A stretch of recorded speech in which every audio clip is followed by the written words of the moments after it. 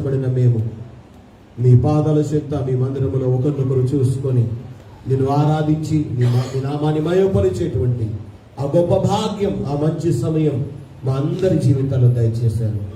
ప్రత్యేకంగా వ్యక్తిగతంగా మా కుటుంబంలో మీరు చూపిన మీ ప్రేమను బట్టి మీకు స్తోత్రం. ప్రశాంత్ విషయంలో మీరు చేసిన గొప్ప సహాయం నిమిత్తం మీకు వందనాలు. బాలస్వామి గారి జీవితంలో మీరు కాపాడిన మీకు మహా ప్రేమను బట్టి మీకు స్తోత్రం. ఒకవేళ కునుకక నిద్రపోక ఈశ్వరులు కాపాడే దేవుడు అని మీ వాక్యంలో రాయబడినట్టుగా మమ్మల్ని కునుకక నిద్రపోక కాపాడుతున్న దేవునిగా మా పక్షంగా మీరు ఉన్నారని నిజముగా మేము రూఢిపరుచుకున్నాము తండ్రి. మీరు కాపాడకపోతే ఈ లోకంలో ఎవడు కాపాడుతాడు? మీరు తప్పించకపోతే ఎవడు తప్పించగలడు? అయ్యా, మీరు విడిపించకపోతే ఎవడి ద్వారా కూడా విడిపించబడలేము.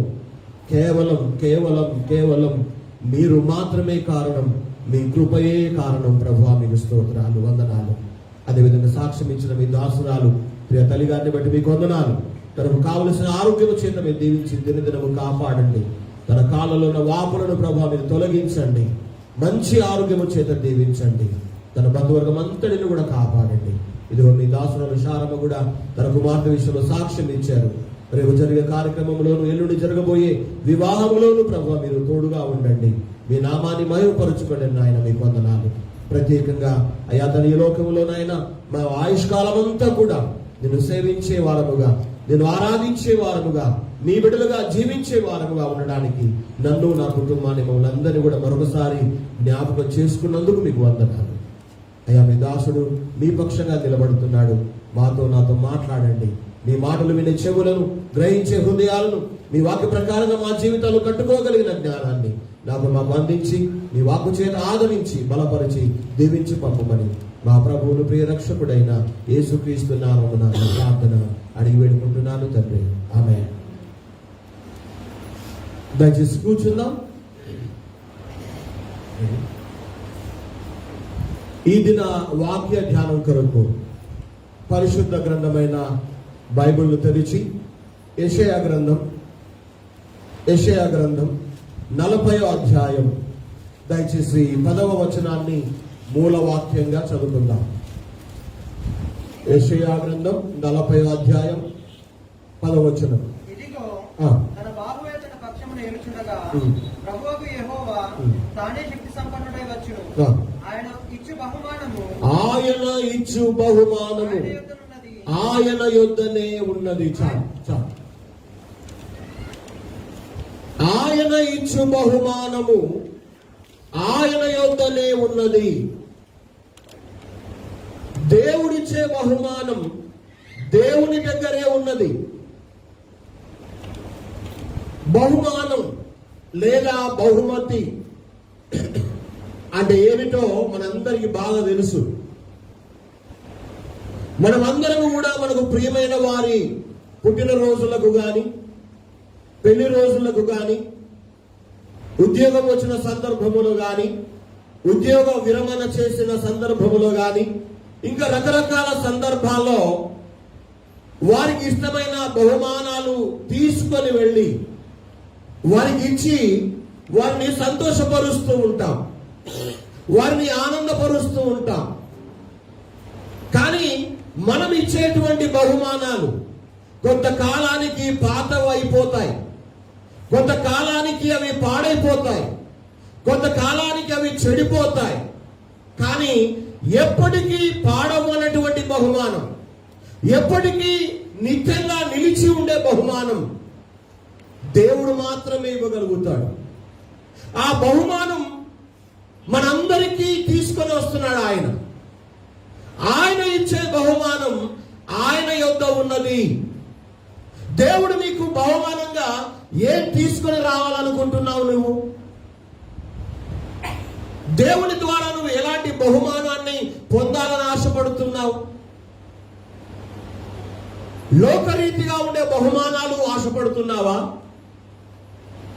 లేదా నిత్యము ఉండేటువంటి, ఎన్నటికీ పాడవనటువంటి, శాశ్వతంగా ఉండేటువంటి బహుమానము దేవుడు మనకు పట్టుకొని రావాలని ఆశపడుతున్నామా?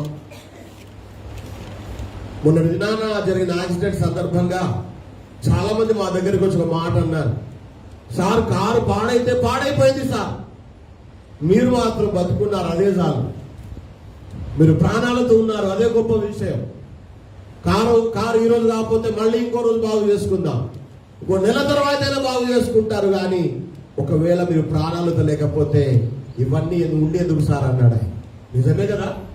చాలా సార్లు మనం అనుకుంటాం ఏంటంటే ఏ బహుమానము విలువైనదో, దేనికి ఎంత విలువ ఇవ్వాలో అలాంటి విలువ ఇవ్వకుండా కొంతకాలం ఉండి మరికొంత కాలానికి పాడైపోయేటువంటి, కొంతకాలం ఉండి మరికొంత కాలానికి క్షయమైపోయేటువంటి వాటి కోసం మనం ఎంతో ఉవ్విల్లూరుతూ ఉంటాము, వాటి కోసమే ఆశపడుతూ ఉంటాం, వాటి కోసమే ఆరాటపడుతూ ఉంటాం.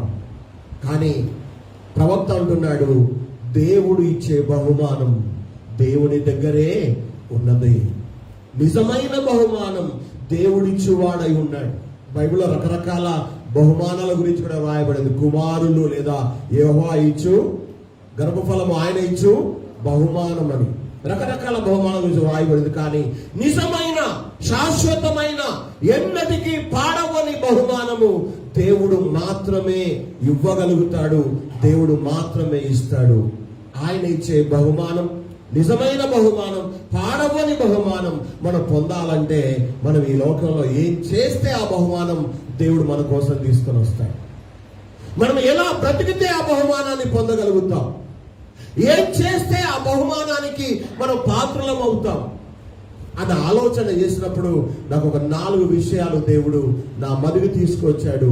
ఆ 4 విషయాలను మీతో ఈ సమయమున దేవుని కృప చేత పంచుకోవాలి అన్న ఆలోచన, ఆశ ప్రభునామంలో నేను కలిగి ఉన్నాను. ఆ దేవుడిచ్చే బహుమానం మనం పొందుకోవాలంటే, ఆ దేవుడి చేతుల్లో నుండి ఆ బహుమానం మన చేతులకు దేవుడు అందించాలంటే మనం ఎలాంటి జీవితంలో ఉండాలి, ఎలాంటి అనుభవంలో ముందుకు సాగాలి అన్న ఆ ప్రశ్నకు 4 జవాబులు ఇవ్వబోతూ ఉన్నాను. రండి చూద్దాం. మొదటి కొరింథీ పత్రిక 9వ అధ్యాయము 24వ వచనాన్ని చదువుదాం. మొదటి కొరింథీ పత్రిక 9వ అధ్యాయము 24వ వచనం. పందెపు రంగమందు పరిగెత్తు వారందరూ పరిగెత్తుదురు గాని ఒక్కడే బహుమానము పొందునని మీకు తెలియదా? అటువలే మీరు బహుమానము పొందినట్లుగా పరిగెత్తండి అని పౌలు గారు ఆ కొరింథీ సంఘ సభ్యులకు ఆయన ఆ మాట వ్రాస్తా ఉన్నాడు. ఏమంటున్నాడు? పందెపు రంగమందు పరిగెత్తే వారందరూ పరిగెత్తుతారు గాని ఒక్కడే బహుమానం పొందుతాడని మీకు తెలియదా అని అంటూ, మీరు కూడా బహుమానము పొందినట్లుగా పరిగెత్తండి అంటూ ఉన్నాడు. అవును, మన క్రైస్తవ విశ్వాస జీవితము ఒక పరుగు పందెము లాంటిది, ఒక పోటీ లాంటిది, ఒక క్రీడ లాంటిది, ఒక గేమ్ లాంటిది. మొన్నటికి మొన్న నిజామాబాద్కి చెందినటువంటి మన తెలంగాణ అమ్మాయి కదా, ఏ పేరండి, నిఖత్ జరీన్ గోల్డ్ మెడల్ తీసుకొని వచ్చింది. తెలంగాణకి ఎంతో గర్వకారణం, ఎంతో గొప్ప విషయం. చాలా మంది పోటీ పడి ఉండొచ్చు గోల్డ్ మెడల్ కొరకు, కానీ ఆ గోల్డ్ మెడల్, ఆ బహుమానము మన ప్రాంతానికి చెందిన అమ్మాయికి రావడం నిజంగా దేవుని చిత్తమేమో. నిన్నటి దినాన నాకు సాంపల్లి కవిత ఫోన్ చేసింది. అయ్యా బాగున్నారా అని ఫోన్ చేసి, ఏం తల్లి ఏమైందమ్మా అంటే, నన్ను నాన్న అని కూడా పిలుస్తుంది ఆ అమ్మాయి. ఒక్కొక్కసారి చాలా ప్రేమ అయితే నాన్నగారని కూడా పిలుస్తుంది ఆ అమ్మాయి. చెప్పురా తల్లి అంటే, నీ మనవరాలు ఎగ్జామ్స్ లో ఫస్ట్ వచ్చింది అయ్యా అని. నిజంగా నాకు సంతోషం కలిగింది.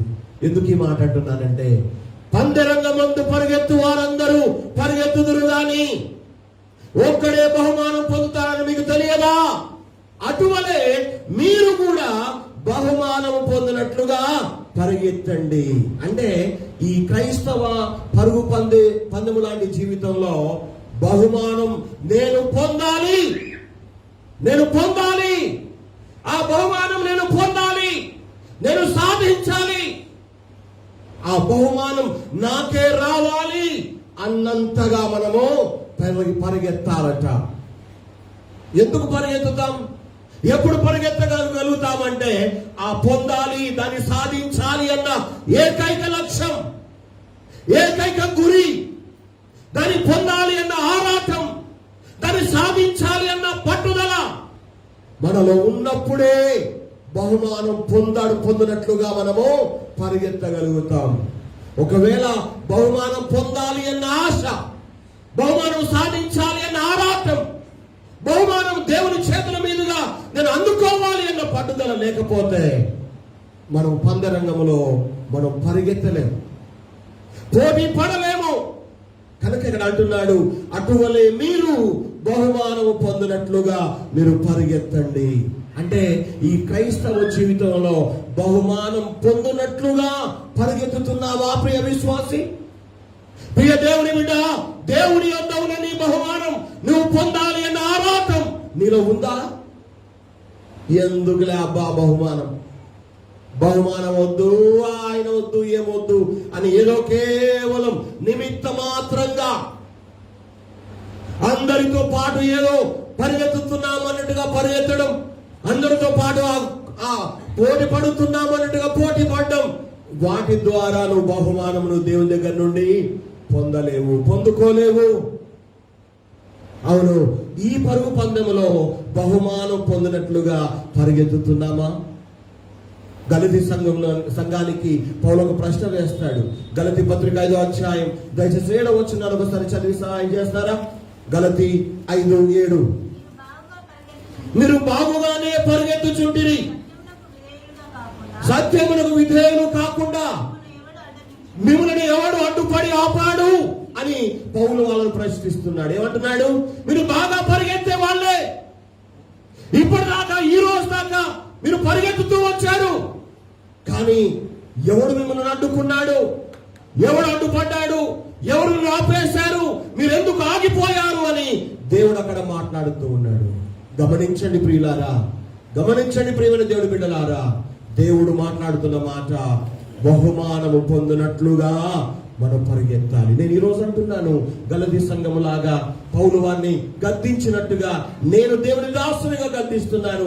నిన్న మొన్నటి దాకా బాగానే ఉన్నారు, ఈ రోజు మీరు ఎవరు ఆపారు? పాటలు పాడకుండా ఎవరు అడ్డుకుంటున్నారు? సాక్ష్యం చెప్పకుండా ఎవరు అడ్డుపడుతున్నారు? దేవుని కోసం బ్రతకకుండా ఎవరు మీకు అడ్డం పడుతున్నారు? కింద నిలవండి. అది దేవుని వల్ల కలిగింది కాదు. అవును, ఈ రోజున నిన్న మొన్నటి వరకు, పోయిన నెల వరకు బాగానే ఉన్న మీరు, బాగానే పాటలు పాడిన మీరు, బాగానే ప్రార్థన చేసిన మనము పరిగెత్తకుండా ఎవరు అడ్డుపడుతున్నారు? ఎవరు అడ్డుకుంటున్నారు? కానీ ఒక మాట, దేవుడిచ్చే బహుమానం మనమందరం పొందుకోవాలి అంటే బహుమానము పొందాలి అన్న కసితో పరిగెత్తాలి, బహుమానం సాధించాలి అన్న పట్టుదలతో పరిగెత్తాలి, బహుమానం సాధించాలి అన్న ఆరాటం మనకు ఉండాలి. అవునా కాదా? అవునా? పాతకాలంలో, ఇప్పుడు అన్ని ఆన్లైన్లో అయిపోయాయి అనుకుంటా. పాతకాలంలో సినిమా టాక్సీ టికెట్ల కోసం లైన్ పడితే ఎట్లా ఉంటుండే సార్? లైన్లు బట్టి ఒక్కడొకడు దోసుకొని మనుషుల మీదకెళ్ళి కూడా పోయి టికెట్లు తీసుకున్న సందర్భాలు కొంతమంది చెప్పారు నాకు. ఎందుకు ఈ మాట అంటున్నానంటే, ఈ లోకంలో అన్నిటి కోసం ముందుగా ఉండాలని పరిగెత్తుతాం,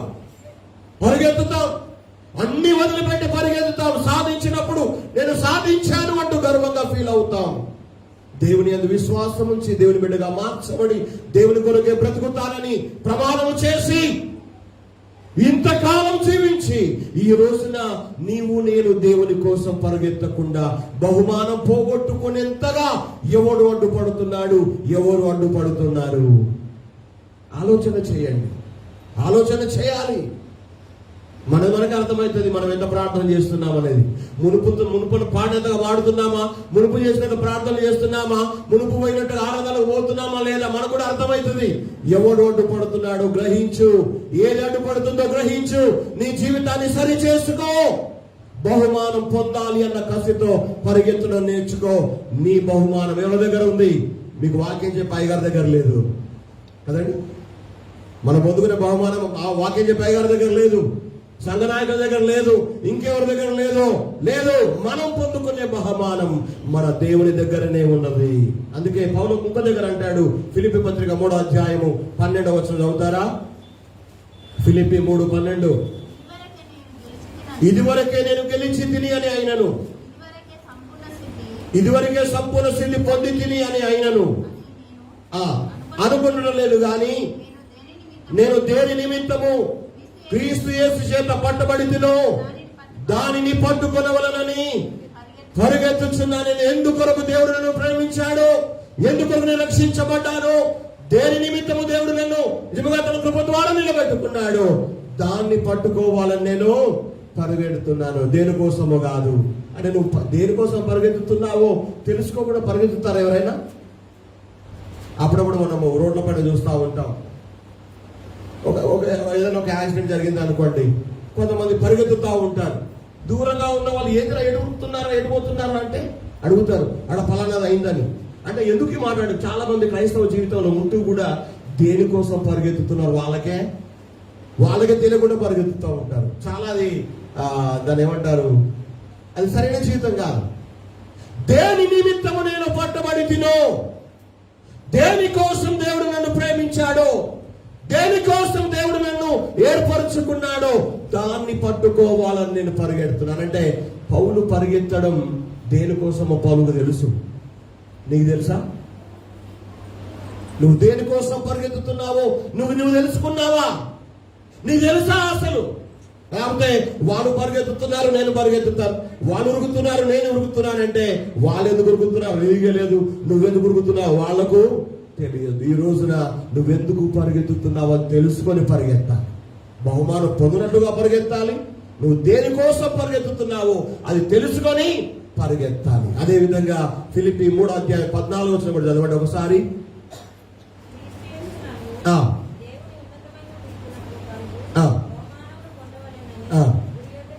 బహుమానం పొందడానికి పరిగెత్తాలి. దేని కొరకు పరిగెత్తుతున్నావో తెలుసుకొని పరిగెత్తాలి. మూడవదిగా గురి యొద్దకే పరిగెత్తాలి. బహుమానం ఇక్కడ ఉందనుకోండి, నువ్వు ఇటు పరిగెత్తితే, బహుమానం ఈ వైపున ఉందనుకోండి, నువ్వు ఆ వైపున పరిగెత్తితే అది సరైన పరిగెత్తే జీవితము కానే కాదు. గమనించండి, ఆయన ఇచ్చు బహుమానము ఆయన యొద్దనే ఉన్నది. ఆ బహుమానం మనం పొందాలి అంటే బహుమానం పొందినట్లుగా పరిగెత్తాలి. దేని కొరకు పరిగెత్తుతున్నామో తెలుసుకొని పరిగెత్తాలి. మూడవదిగా బహుమానం ఎక్కడ ఉందో, ఎవరి దగ్గర ఉందో ఆ గురిని తెలుసుకొని పరిగెత్తాలి. ఇది నిజమైన వాస్తవమైన దేవునికి ఇష్టమైన ఒక క్రైస్తవ జీవితం.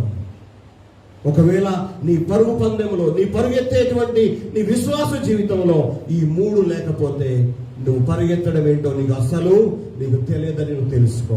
అందుకే హెబ్రీ గ్రంథకర్త అంటాడు 12:2 మనము కూడా ప్రతి భారమును విడిచిపెట్టి విశ్వాసములకు కర్తయు దాన్ని కొనసాగించే యేసు వైపు చూస్తూ మన ముందుంచబడిన పరుగు పందెంలో ఓపికతో పరిగెత్తాలి. ఇంకోటి, పరిగెత్తడం బహుమానం పొందినట్లుగా పరిగెత్తాలి. దేనికోసం పరిగెత్తుతున్నావో తెలుసుకొని పరిగెత్తాలి. మూడవది, బహుమానం ఎక్కడ ఉందో ఆ గురికి పరిగెత్తాలి. నాలుగవదిగా ఓపికతో పరిగెత్తాలి. ఈ రోజు స్టార్ట్ చేసి పరుగు పందెం, నీకు తెల్లారి బహుమానం కావాలంటే దేవుడు ఇవ్వడు. అనగా దేవుడు ఆ బహుమానం ఇచ్చేదాకా నువ్వు పరిగెత్తుతూనే ఉండాలి. ఆ బహుమానం ఇచ్చేదాకా నేను పరిగెత్తుతూనే ఉండాలి. వాళ్ళంతసేపు అన్ని రోజులు పరిగెత్తుతూ ఉండాలంటే మనందరికీ ఏం కావాలి?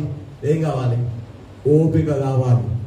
ఓపిక నశించిపోతే ఇంకెన్నైనా వస్తాయి కదా, ఎన్నెన్నో రకాల మాటలు వస్తాయి, ఎన్నెన్నో రకాల ఆలోచనలు వస్తూ ఉంటాయి. కానీ ఇక్కడ అంటున్నాడు, ఆయన ఇచ్చే బహుమానం ఆయన దగ్గర ఉంది గనక మనం బహుమానం పొందినట్లుగా పరిగెత్తడం నేర్చుకుందాం. దేని నిమిత్తం పరిగెత్తుతున్నామో తెలుసుకొని పరిగెత్తుదాము. బహుమానం ఎవరి దగ్గర ఉందో ఆయన దగ్గరికి పరిగెత్తుదాము. నాలుగవదిగా ఓపికతో పరిగెత్తుదాం. అంటే దేవుడిచ్చే బహుమానం పొందాలంటే బహుమానం పొందినట్లుగా పరిగెత్తాలి. రెండవదిగా దేవుడిచ్చే బహుమానం మనం పొందాలంటే రెండవది ఏం చేయాలి? యూదా పత్రిక 1:11 మనం చదువుదాం. యూదా పత్రిక 1:11. అయ్యో వారికి శ్రమ, వారు కయ్యను నడిచిన మార్గములో నడిచిరి, బహుమానము పొందవలనని బిలాము నడిచిన తప్పు త్రోవలో ఆతురముగా పరిగెత్తిరి అట. ఇక్కడ కొంతమంది పరిగెత్తే వాళ్ళ గురించి మాట్లాడుతున్నాడు యూదా భక్తుడు. ఏమంటున్నాడు వాళ్ళ గురించి? వాళ్ళు కూడా బహుమానం పొందాలని ఆతురముగా పరిగెత్తారట. ఆతురముగా అంటే ఆతురముగా, చాలా ఆత్రంగా, ఆశతో, కోరికతో పరిగెత్తారట. కానీ ఏ మార్గంలో పరిగెత్తారట? ఏ మార్గంలో పరిగెత్తారట? తప్పుడు త్రోవలో పరిగెత్తారట. గమనించండి, దేవుడిచ్చే బహుమానం మనం పొందాలి అని అనుకుంటే మొదటిగా మనం చూసాము, బహుమానం పొందినట్లుగా పరిగెత్తాలి. రెండవదిగా దేవుని దగ్గర ఉన్న నీ బహుమానం నువ్వు పొందాలి అంటే ఎలా పరిగెత్తాలి? మంచి మార్గములో పరిగెత్తాలి, సరి అయిన మార్గములో పరిగెత్తాలి. కానీ తప్పుడు మార్గంలో నువ్వు పరిగెత్తడానికి వీలు లేదు. మనం మన గమ్యాన్ని చేరడానికి లేదా ఒక ఊరుకు పోవాలంటే, ఇప్పుడు ఈ రోజుల్లో తెలంగాణ గవర్నమెంట్ వచ్చిన తర్వాత గ్రామానికి కూడా బైపాస్లు అయిపోయినాయి, షార్ట్ కట్లు అయిపోయినాయి కదా. ఇప్పుడు హైదరాబాద్ పోవాలంటే ఎన్నో రూట్లు ఉన్నాయి. కానీ మనం షార్టెస్ట్ రూట్ అనుకుంటాం వాహనాలు పోతున్నప్పుడు. ఎందుకంటే డీజిల్ పొదుపు చేయాలి, పెట్రోల్ పొదుపు చేయాలి, టైం కూడా కలిసి రావాలని మనము షార్ట్ కట్ చూస్తూ ఉంటాం. కానీ నేను చెప్తున్నాను, దేవుని దగ్గర ఉన్న మన బహుమానం మనం పొందాలి అన్న ఆకాశ మనలో ఉంటే ముందుగా పొందునట్లుగా కసితో పరిగెత్తాలి. రెండవదిగా ఆ బహుమానం పొందడానికి నువ్వు షార్ట్ కట్స్ తీసుకోవద్దు, తప్పుడు త్రోవలు నువ్వు ఎంచుకోవద్దు. అడ్డదిడ్డంగా పరిగెత్తి ఆ బహుమానం సాధించలేవు. నీకు ఇష్టమైన త్రోవలో నువ్వు వెళ్ళి నీ బహుమానాన్ని దేవుని దగ్గర నుంచి నువ్వు పొందలేవు, పొందడం అసాధ్యం. కానీ ఇక్కడ అంటున్నాడు, మంచి మార్గములో మనము పరిగెత్తితే దేవుని ద్వారా మంచి బహుమానం మనం పొందుతాం. మంచి మార్గములో అంటే ఏది మంచి మార్గం? అప్పుడప్పుడు రూట్ తెలవకుండా కొత్త ప్రాంతానికి పోయామనుకోండి, కార్ అయినా మోటార్ బండి అయినా ఆపి అడుగుతామా అడగమా? సార్ నేను పలానా ఊరికి పోవాలనుకుంటున్నా, రూట్ ఎట్లా ఉంది, రోడ్ ఎట్లా ఉంది, ఎటువైపు పోవాలని అడుగుతాం. సార్ ఇట్లా పొండాను ఒకడు అంటాడు, ఇంకొని అడగండి, సరే ఇట్లా పోతే మీకు దగ్గర వస్తే సార్ ఇంకోటి అంటాడు. లేదు సార్ అవి కాదు, ఇలా మంచి రోడ్డు ఉంది సార్, మొన్న వేసారు, ఈ రోడ్ ఎమ్మడి వెళ్ళండి అని ఇంకో ఆయన చెప్తాడు. అంటే ఆ మన గమ్యాన్ని, దేవుని దగ్గర ఉన్న మన బహుమానాన్ని మనం పొందాలి అనే ఆశ ఉంటే మనం తప్పుడు క్రమంలో వెళితే దేవుని దగ్గర ఉన్న మన బహుమానం దేవుడు మనకి ఇవ్వడు. ఎలా వెళ్ళాలట? మంచి మార్గములో, అనగా దేవుని జీవ మార్గములో మనం పరిగెత్తాలి, దేవుని మార్గములో మనం పరిగెత్తాలి. ప్రభు అంటున్నాడు, ఇర్మియా గ్రంథము 21 అధ్యాయము 8వ వచనాన్ని చూద్దామా దయచేసి? ఇర్మియా గ్రంథం 21:8. ఏం కంగారు పడకండి, ఆలస్యంగా స్టార్ట్ చేసుకున్నాము. దేవుని దేవాలు ఈ రోజు మనందరికీ భోజనాలు ఏర్పాటు చేయబడ్డాయి కనుక 21:8 యెహోవా సెలవిచ్చినది ఏమనగా, జీవ మార్గమును మరణ మార్గమును నేను మీ ఎదుట పెట్టుచున్నాను. 2 మార్గాలు మన ఎదుట దేవుడు పెట్టాడు. నువ్వు ఏ మార్గంలో పరిగెత్తుతావో, ఏ మార్గంలో పరిగెత్తితే దేవుడిచ్చే బహుమానం లేదా నీ బహుమానం, దేవుని దగ్గర ఉన్న బహుమానం నువ్వు పొందగలుగుతావో నువ్వు నిర్ణయం చేసుకొని మంచి మార్గంలో పరిగెత్తాలి. జీవ మార్గము మరణ మార్గము నేను మీ ఎదురు పెడుతున్నాను. అదేవిధంగా మనం చూస్తే సామెతల గ్రంథం 12వ అధ్యాయం 28వ వచనం కూడా ఒకసారి చదవండి. సామెతలు 12:28. నీతి మార్గమందు జీవము గలదు, దాని త్రోవలో మరణమే లేదు. హల్లెలూయా. నీతి మార్గం, జీవ మార్గం, దేవుని మంచి మార్గంలో జీవముంది, దాని త్రోవలో మరణమే లేదట. నువ్వు పరిగెత్తే మార్గం ఏది? నువ్వు పరిగెత్తుతున్న మార్గం ఏది? మంచి మార్గములో పరిగెత్తుతున్నావా? అందుకే బైబిల్ ముందే రాయదండి, జడ్డి అయిన వాడు నియమ ప్రకారము పోరాడుకుంటే వానికి కిరీటము దొరకదట. పరిగెత్తుతున్నావు కానీ దేంట్లో పరిగెత్తాలట? మంచి మార్గంలో. మంచి మార్గంలో. ఈ 100 మీటర్స్ కానీ 200 మీటర్స్ కానీ రన్నింగ్ రేస్ పెడతారు, అన్ని గీతలు గీస్తారు. ఎందుకు? సార్ చెప్తారు, ట్రాక్ ఎవరి ట్రాక్ వాళ్ళు తప్పొద్దు, ఎవరి మార్గం వాళ్ళు తప్పొద్దు. ఈ లైన్ లో ఉన్నాడు ఆ లైన్ లో పోవడానికి లేదు, ఆ లైన్ లో ఉన్నాడు ఈ లైన్ రావడానికి వీలు లేదు. ఈ రోజున నీ బహుమానం నువ్వు పొందాలంటే దేవుని మార్గంలో, దేవుడు చూపిన త్రోవలో నీవు నేను పరిగెత్తవలసి ఉన్నది, ముందుకు వెళ్ళవలసి ఉన్నది. అవును, నీతి మార్గమందు జీవము కలదు, దాని యందు మరణమే లేదు. దాంట్లో బహుమానమే ఉన్నది, దాంట్లో ఆశీర్వాదమే ఉన్నది, ఆ మార్గంలో దేవుని కృపయే ఉన్నది. ఈ రోజు నేను అంటున్నాను, మన జీవితాల్లో, మన బ్రతుకుల్లో దేవుని బహుమానం, దేవుడిచ్చే బహుమానం మనం పొందాలంటే బహుమానం పొందాలన్న కసితో పరిగెత్తుదాం మొదటిగా. రెండవదిగా ఆ బహుమానం పొందడానికి దేవుడు మనకు ఏర్పరిచిన మార్గంలో మనము పరిగెత్తడం నేర్చుకుందాం. అందుకే యేసు ప్రభు ఈ లోకంలో ఉన్నప్పుడు ఒక మాట చెప్పాడు కదా, ఇరుకు మార్గమందు మీరు ప్రవేశించండి, ఇరుకు మార్గమందు మీరు నడుచుకోండి అని చెప్తా ఉన్నాడు కదా దేవుడు. తర్వాత నాశనానికి పోయే మార్గం ఎలా ఉంటుందట? చాలా విశాలంగా ఉంటుందట. కానీ జీవానికి పోయే మార్గం చాలా ఇరుకుగా ఉంటుందంట. కష్టాలతో ఉంటుంది, సమస్యలతో ఉంటుంది, పోరాటముతో ఉంటుంది. కనుక మన జీవితంలో దేవుడు చూపిన మార్గంలో పరిగెత్తితేనే దేవుని దగ్గర ఉన్న బహుమానాన్ని మనము పొందగలుగుతాము. హోషేయ ప్రవక్త ఒక మాట రాస్తాడు, చదువుదా చూడండి. హోషేయ గ్రంథము 14వ అధ్యాయము 9వ వచనాన్ని చదువుతారా?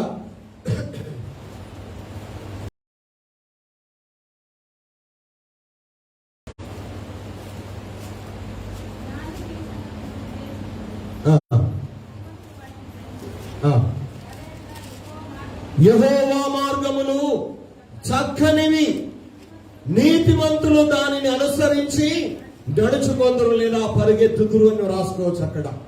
దేవుని మార్గములు చాలా చక్కనివి. ఎప్పుడన్నా రింగ్ రోడ్ మీద ప్రయాణం చేస్తారు, చాలా మంది చేస్తూ ఉంటారు కదా. ఏవి అడ్డం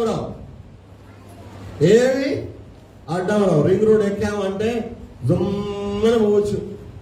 డ్రైవర్లు బాగా తెలుసు కదా, మన ట్రాక్ మనకే ఉంటుంది కదా, జాగా పోవచ్చు. 100 మొమెంట్ రాసి పెడతాడు, 100 ఉంచొద్దని కదా.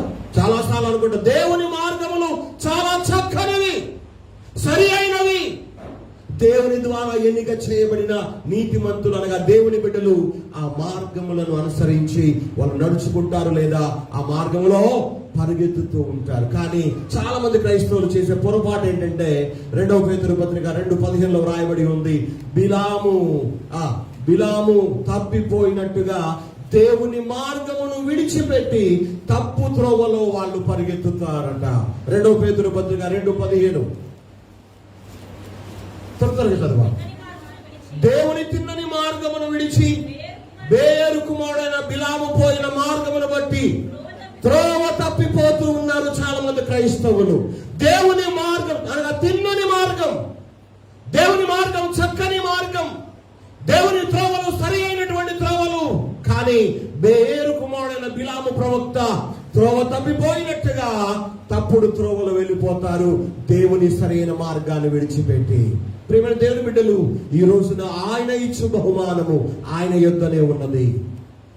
ఆయన ఇచ్చే బహుమానం మన కోసం సిద్ధం చేసిన ఆ బహుమానం మనం పొందాలి అంటే ఆ బహుమానం పొందాలన్న కసితో పరిగెత్తాలి. రెండవదిగా దేవుడు మనకు ఏర్పరిచిన మార్గములో పరిగెత్తాలి. మూడవదిగా దేవుని బహుమానం దేవుని యొద్ద నుండి మనం పొందాలంటే మనం ఏం చేయాలి తెలుసా? బహుమానం నేను పొందుతాను అన్న నిరీక్షణ కలిగి పరిగెత్తాలి. ఆ బహుమానం నేను తప్పకుండా పొందుకుంటాను అన్న నిరీక్షణ కలిగి పరిగెత్తాలి. నిరీక్షణ అంటే ఇంకా బహుమానం మనం పొందలేదు, దేవుడు మనకు ఆ బహుమానం ఇంకా ఇవ్వలేదు, కానీ దేవుడు తప్పకుండా నా బహుమానం నాకు దయచేస్తాడు అన్న నిరీక్షణ కలిగి పరిగెత్తాలి. నిరీక్షణ అంటే అసలు విశ్వాసం అనేది ఏంటంట? కనబడని అవి కూడా ఉన్నాయి అనడానికి రుజువు ఏంటంట? విశ్వాసం కదా. హెబ్రీ 11:1 మనం చదువుతాం. అదృశ్యమైనవి చదువుతారా? లేకపోతే హెబ్రీ 11:1 విశ్వాసం అన్నది నిరీక్షింపబడు వాటి యొక్క నిజ స్వరూపమును అదృశ్యమైనవి యున్నవనుటకు రుజువునై ఉన్నది. హల్లెలూయా, హల్లెలూయా.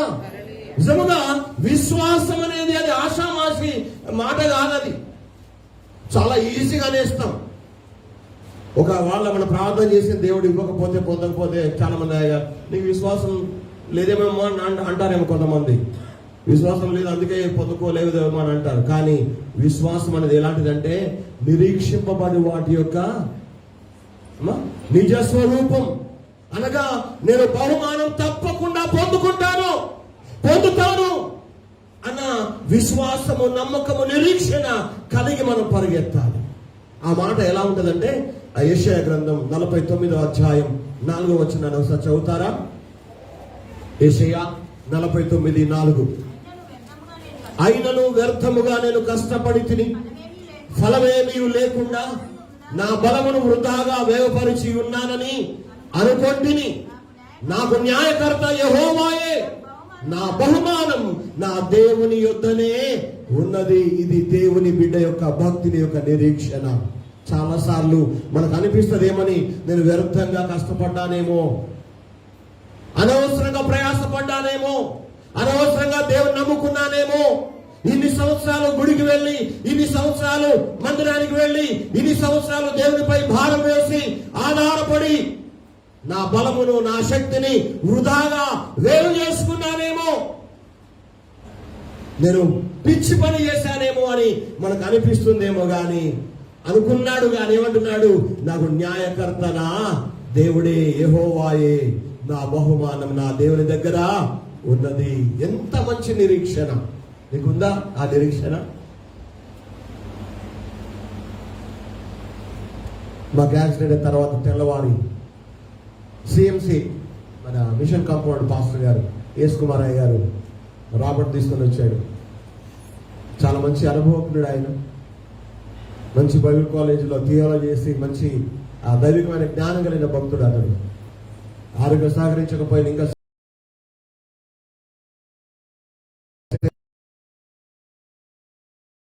ఆపరేషన్ అయిపోయింది, చక్కగా నడవరాదు ఆయనకి.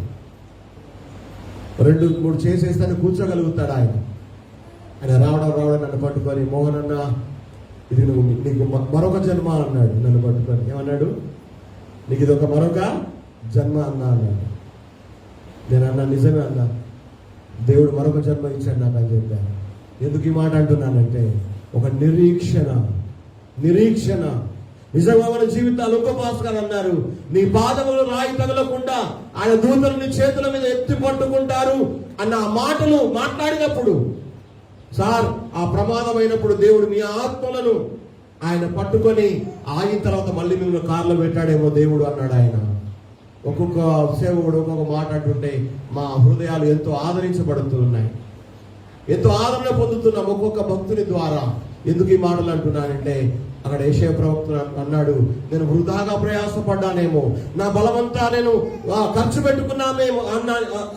పెట్టుకున్నానేమో, ఫలమేమీ రాదేమో అనుకున్నాడు. గాని నిరీక్షణ చెబుతూ ఉంది, నాకు న్యాయం చేసేవాడు నా దేవుడు, నా బహుమానం నా దేవుని దగ్గరే ఉన్నది అంటున్నాడు. ఈ నిరీక్షణ నీకుందా?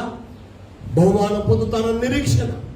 బహుశా సంతానం లేకుండా ఉన్నావేమో, లేకపోతే నీ బిడ్డలు పోగొట్టుకున్నావేమో, ఆస్తిని పోగొట్టుకున్నావేమో, ఆరోగ్యాన్ని పోగొట్టుకున్నావేమో, నెమ్మది లేకుండా ఉన్నావేమో, అనవసరంగా నేను దేవుణ్ణి వెంబడిస్తున్నాను అనుకుంటున్నావేమో. నిరీక్షణ కలిగి ఉండు. నిరీక్షణ కలిగి జీవించు. నీ న్యాయకర్త నీ దేవుడు, ఆయన ఇచ్చే బహుమానం ఆయన దగ్గరే ఉన్నది. ఎంత మంచి నిరీక్షణ. పౌలు నిరీక్షణ ఏంటో చూద్దామా? పౌలు నిరీక్షణ 2వ తిమోతి పత్రిక 4వ అధ్యాయం 7వ వచనం. 2వ తిమోతి 4:7. మంచి పోరాటము పోరాడి తిని నా పరువు కడముట్టించి తిని విశ్వాసము కాపాడుకొంటిని. ఇక మీదట నా కొరకు నీతి కిరీటం ఉంచబడి ఉన్నది. Praise the Lord. ఇది పౌలు నిరీక్షణ. ఇదిగో మంచి పోరాటము పోరాడాను, ఎక్కడ నేను తప్పు చేయలేదు. రెండోది అంటే నా పరుగును తుదముట్టించాను, నా యొక్క విశ్వాసాన్ని కాపాడుకున్నాను. ఇక మీదట నా కొరకు నీతి కిరీటము సిద్ధంగా ఉంది. అవును, ఎంత మంచి నిరీక్షణ పౌలుది. ఈ రోజున ఇది నాన్న ఈ మాటలు వింటున్న ప్రియ దేవుని బిడ్డలు, ఆయన ఇచ్చే బహుమానం పొందాలంటే బహుమానం పొందాలి అన్న కసితో పరిగెత్తాలి. ఆయన ఇచ్చే బహుమానం మనం పొందాలంటే దేవుడు మనకు ఏర్పరిచిన మంచి మార్గంలో పరిగెత్తాలి. మూడవదిగా ఆయన ఇచ్చే బహుమానం మనం పొందుకోవాలి అంటే బహుమానం పొందుతాను అన్న నిరీక్షణ కలిగి పరిగెత్తాలి. అందుకే మన జీవితంలో అదే మొదటి తిమోతి పత్రిక 4వ అధ్యాయము 10వ వచనం చదువుతారా? మనుషులందరికీ రక్షకుడును మరి విశేషముగా విశ్వాసులకు రక్షకుడైన జీవము గల దేవుని యందు మనము నిరీక్షణ వచ్చి ఉన్నాము గనుక ఇందు నిమిత్తమే ప్రయాసముతో మనం పాటుపడుచున్నాం. ఆ నిరీక్షణ కలిగి ఉన్నాము గనుకనే కష్టాలు వచ్చినా, సమస్యలు వచ్చినా, బాధలు వచ్చినా, ప్రమాదాలు కలిగిన, ప్రాణాలు పోయే పరిస్థితులు వచ్చినా మనం ప్రయాసముతో ఇంకా పాటుపడుతున్నాం, ఇంకా ఈ విశ్వాసములో ముందుకు సాగుతున్నాం. కారణం ఏంటి? మరి ముఖ్యంగా విశ్వాసులకు రక్షకుడైన దేవుని యందు మనం నిరీక్షణ ఉంచాం. నువ్వెవరిలో నిరీక్షణ కలిగి ఉన్నావు? ఎవరి యందు నిరీక్షణ కలిగి ముందుకు సాగుతున్నావు? రోమపత్రిక 4వ అధ్యాయం 20 నుంచి 24 వరకు ఇంటి పోయిన చదువుకోండి. అబ్రాహాము గురించి రాయబడి ఉంటుంది. వాగ్దానం చేసిన వాడు నమ్మదగిన వాడని నిరీక్షణ కలిగి నమ్మాడట. ఎప్పుడు? నిరీక్షణకు ఆధారము లేనప్పుడు ఆయన నిరీక్షణ కలిగి నమ్మినాడట. అంతేనా? చదువుతాను ఒక మాట. 4:21-22 రోమా.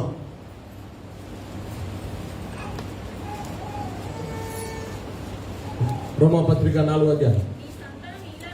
నీ సంతానం ఇలాగ ఉండునని చెప్పిన దానిని బట్టి తాను అనేక జనములకు తండ్రి అగునట్లు నిరీక్షణకు ఆధారం లేనప్పుడు అబ్రహాము నిరీక్షణ కలిగి నమ్మేను. చాలండి. అసలు నిరీక్షణకు ఆధారమే లేదు. అనేక జనములకు తండ్రి అవుతామని దేవుడు వాగ్దానం ఇచ్చాడు. కానీ అబ్రహాము నిరీక్షణ కలిగి ఉన్నాడు. ఏంటంటే నిరీక్షణకు ఆధారం లేనప్పుడు. కనుక ఈ రోజున విశ్వాసులకు తండ్రి, అనేకులకు తండ్రిగా అబ్రహాము పిలువబడుతున్నాడు. గమనించండి. ఆయన ఇచ్చే బహుమానం ఆయన యొద్ద ఉన్నది. ఆ బహుమానం మనం పొందాలంటే బహుమానం పొందాలి అన్న కసితో పరిగెత్తాలి. రెండవదిగా బహుమానం పొందినట్లుగా మనము దేవుడు ఏర్పరిచిన మంచి మార్గంలో పరిగెత్తాలి. దేవుడిచ్చే బహుమానం పొందుకోవాలంటే మూడవదిగా బహుమానం పొందుతాను అన్న నిరీక్షణ కలిగి పరిగెత్తాలి. నాలుగవది, చివరిది, దేవునితో ఉన్న బహుమానం మనం పొందాలంటే మనం ఏం చేయాలి? సామెతల గ్రంథం 11వ అధ్యాయం 18వ వచనం చదవండి. సామెతలు 11:18. భక్తిహీనుని సంపాదన వాని మోసము చేయును, నీతిని విత్తువాడు శాశ్వతమైన బహుమానం పొందుతాడు. గమనించండి ప్రియులు, ప్రియమైన దేవుని బిడ్డలు, ఏమనబడింది 2వ భాగంలో? నీతిని విత్తువాడు శాశ్వతమైన బహుమానం పొందుకుంటాడు. అంటే దేవుని ద్వారా మంచి బహుమానం పొందాలంటే మంచి కార్యాలు, నీతి కార్యాలు మనం చేయాల్సిన వారమై ఉన్నాయి. ఏం విత్తాలి? మనం నీతినే విత్తాలి. నీతినే విత్తాలి. నీతి కార్యాలు, మంచి కార్యాలు మనం చేయాలి. మంచి కార్యాలు చేయాలి. మంచి కార్యాలు అంటే ఏమండి? మంచి కార్యాలు అంటే మంచి కార్యాలు ఉన్నాయి, చెడ్డ కార్యాలు ఉన్నాయి, నీతి కార్యాలు ఉన్నాయి, అవినీతి కార్యాలు కూడా ఉన్నాయి. యేసుప్రభు మాట చెప్పాడు కదా, జ్ఞాపకమే, కొండ మీద ప్రసంగంలో కదా. పరలోకమందున మీ తండ్రిని ఈ మనుషులు మహిమపరచినట్లు వారు ఎదుట మీ వెలుగును ప్రకాశింపనీయండి అంటాడు. 5వ అధ్యాయం మత్తయి సువార్త 16వ వచనంలో.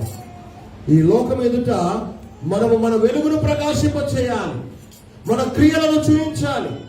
దేవుని బిడ్డలు ఎలాంటి క్రియలు చేస్తారు, దేవుని బిడ్డలు ఎలాంటి మాటలు మాట్లాడతారు, దేవుని బిడ్డలు ఎలాంటి ప్రవర్తన కలిగి బ్రతుకుతారు, దేవుని బిడ్డలు ఏం చేస్తారు అన్నది ఈ లోకము ఎదుట మనము ప్రదర్శించాలి. we have to exhibit. Exhibition అంటారు కదా.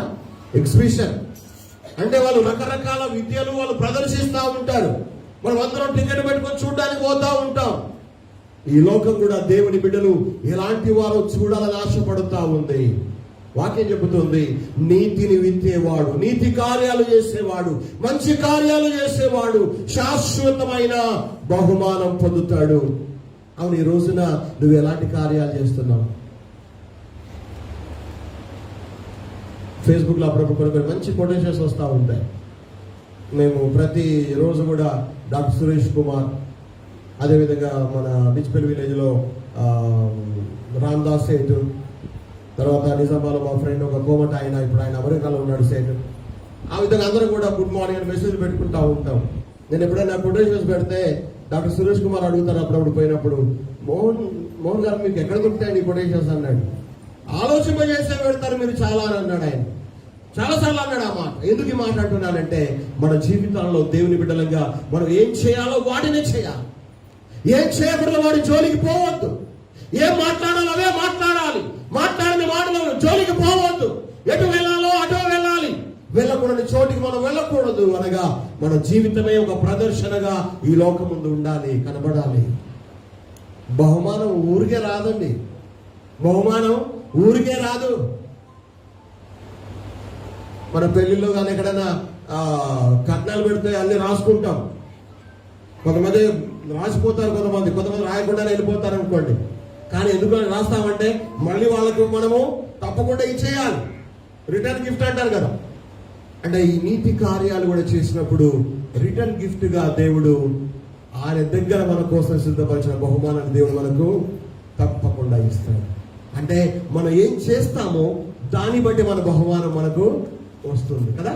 మనం ఏం చేస్తామో దాన్ని బట్టే మన బహుమానం వస్తుంది. నువ్వు సరిగా జీవించకపోతే ఒక ఏదొస్తుంది నాకు తెలియదు. నేను ఇంతకు చాలా కాలం ఒక సంగతి చెప్పాను. ఓసారి పరలోకంలో అన్ని బహుమానాలు ఇస్తున్నాడట దేవుడు. సింహాసనం కూర్చొని అందరికీ బహుమానాలు ఇస్తున్నాడట. ఒక అయ్యగారు పోయాడట, మంచిగా తెల్ల బట్టలు వేసుకొని మంచిగా తయారైపోతే ఆయనకు ఒక కట్టె సిలువ ఇచ్చాడట. కట్టేది సిలువ. ఏంటి, ఇన్ని సంవత్సరాలు సేవ చేసినా దేవుడు నాకు కట్టెతో చేసి సిలువ ఇచ్చాడు అని చెప్పి ఆడ కూర్చున్నాడట. ఇక అట్లా ఇంకొక ఆయన వస్తే ఒక ఇత్తడి ఇచ్చాడట, తర్వాత వెండిది ఇచ్చాడట. ఒక ఆటో డ్రైవర్ పోయాడట, ఆయనకు బంగారు సిలువ ఇచ్చాడట దేవుడు. ఆడ కూర్చున్న అందరూ కూడా ఏంది దేవుడు ఇంత అన్యాయం చేస్తున్నాడు, మేము సేవ చేసిన వాళ్ళం, దేవుని కోసం పాటలు పాడిన వాళ్ళం, మేము వాయిద్యాలు కొట్టినాం, ప్యాడ్స్ కొట్టినాం, డోలకులు కొట్టినాం, కానుకలు ఇచ్చినాం, మాకేమో అన్ని ఇసుడి ఇచ్చిండు, ఆయనకేమో బంగారం ఇచ్చిండు అని అన్నాడట. అప్పుడు ఆఖరికి అయ్యగారు లేచి అడిగినాడు దేవుడిని, ఏం దేవుడా నువ్వు ఇంత ఇట్లా చేస్తావని అనుకోలేదు. మేము ఇన్ని సంవత్సరాలు పాట పడ్డాం, కష్టాలు పడ్డాం, సమస్యలు ఎదుర్కొన్నాం, ఎన్నో రోజులు ఉపవాసం ఉన్నాం. ఇందాక అమ్మ చెప్పినట్టు మాకు ఇది ఇచ్చినావు, ఆయనకి అది ఇచ్చినావు అంటే నువ్వు వాక్యం చెప్తున్నా అందరూ పడుకుంటుండ్రు తెలుసా నీకు ఆ సంగతి గుళ్ళో. అందుకని నీకు కట్టి సెలవు ఇచ్చిన. కానీ ఆటో డ్రైవర్ బంగారం ఎందుకు తెలుసా? ఆటోలు ఎక్కిన వాళ్ళందరూ నన్ను తెలుసుకుంటుండ్రు. ఆటోలు ఎక్కిన వాళ్ళందరూ కూడా దేవుడు ఆవిడ ఇటు నడిపిస్తున్నాడు, క్షేమంగా తీసుకపో, మా ఇంటి మమ్మల్ని తీసుకపో, దేవుడు దేవుడు అంటున్నాడు ఆటోలు ఎక్కిన వాళ్ళ. అందుకే దేవుని యాద చేసినందుకు ఆటో డ్రైవర్కి బంగారం ఇచ్చిండాడు. అంటే చాలాసార్లు మనం కూడా దేవుడి దగ్గర ఏదో ఆశపడతాం, తీరా దేవుడు ఏదో మన చేతులు పెడితే ముఖాలు డీల్ అయిపోతాయి. కానీ బైబిల్ చెప్తుంది ఆయన ఇచ్చే బహుమానము ఆయన దగ్గరే ఉంది. ఆయన ఏ బహుమానం ఇస్తాడో నాకు తెలియదు. ఏ బహుమానం ఇవ్వాలని కోరుకుంటున్నావు? మంచి బహుమానమా, చెడ్డ బహుమానమా, విలువగల బహుమానమా, విలువ లేని బహుమానమా, శ్రేష్టమైన బహుమానమా, లేకపోతే ఒక చాలా తక్కువ అయిన బహుమానమా? ఏది, ఏ బహుమానం కోరుతున్నావు? అనగా ఒక మంచి బహుమానం, శాశ్వతమైన బహుమానం దేవుని దగ్గర నువ్వు పొందాలి అంటే నీతి కార్యాలు నీవైనా చేయాలి, నేనైనా చేసేవాడుగా ఉండాలి. నీతిమంతుల తల మీదకి ఆశీర్వాదములు వచ్చును అనేటువంటి మాట ఉంది. అనగా నీతిమంతులకు మేలు ప్రతిఫలముగా వస్తుంది అన్న మాట సామెతలు 13:21 రాయబడి ఉంది. న్యాయమైన క్రియలు చేయుట నీతిమంతునికి సంతోషకరము అని 21:15 సామెతలో రాయబడి ఉంది. అనగా మనం ఎలాంటి క్రియలు చేయాలంటే మంచి బహుమానం పొందే విధంగా మన క్రియలు ఉండాలి, మన జీవితం ఉండాలి, మన మాటలు ఉండాలి, మన ప్రవర్తన ఉండాలి. ఎలాంటి క్రియలు చేయాలి? ఎఫెసీ పత్రిక 2:10 రాయబడి ఉంది. ఆ మాట చదవండి. నేను ముగింపులోకి వచ్చాను.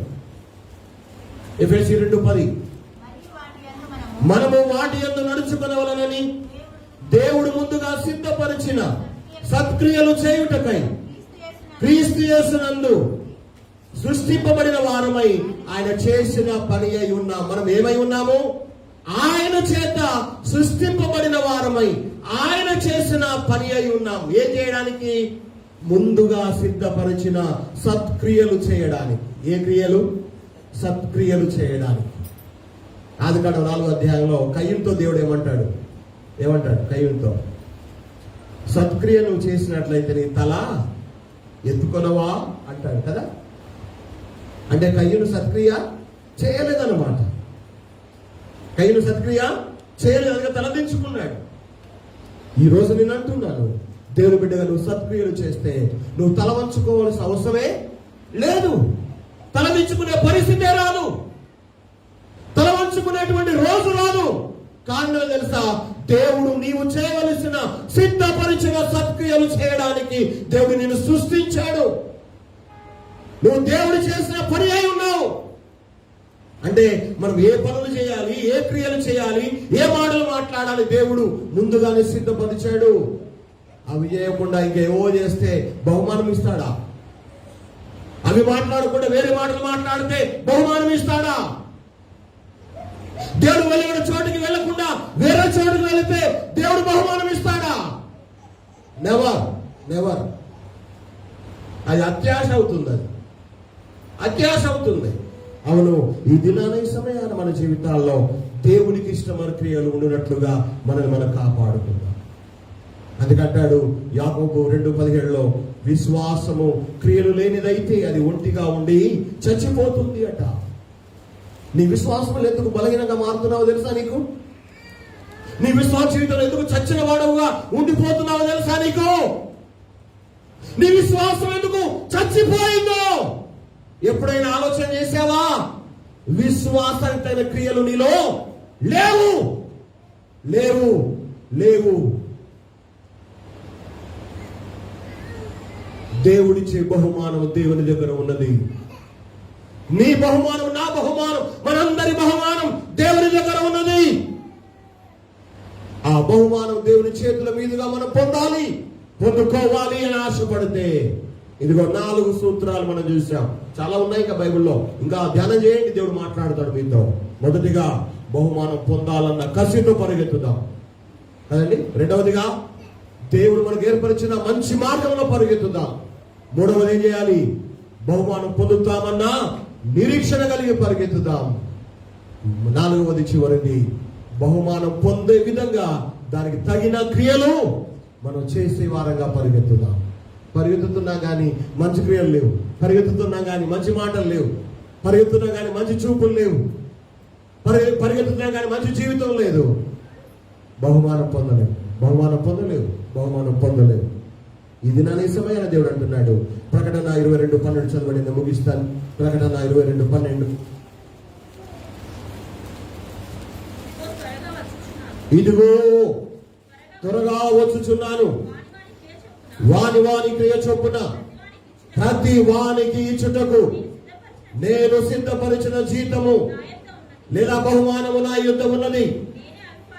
నేనే అల్ఫాయు, నేనే ఒమేగాయు, మొదటి వాడును కడపటి వాడునై ఉన్నానని దేవుడు అక్కడ మాట్లాడుతున్నాడు. ఇదిగో నేను త్వరగా వచ్చుచున్నాను, వాని క్రియల చొప్పున ప్రతి వానికి జీతము లేదా బహుమానం ఇవ్వడానికి నేను వస్తున్నాను. పట్టుకొని వస్తున్నా, ఆయన పట్టుకొని వస్తున్నాడు. ఏం తేడా ఉండదు, ఏ భేదం ఉండదు. ఎవరి బహుమానం వాళ్ళకి వేస్తారు. మానవది మారుతుందా?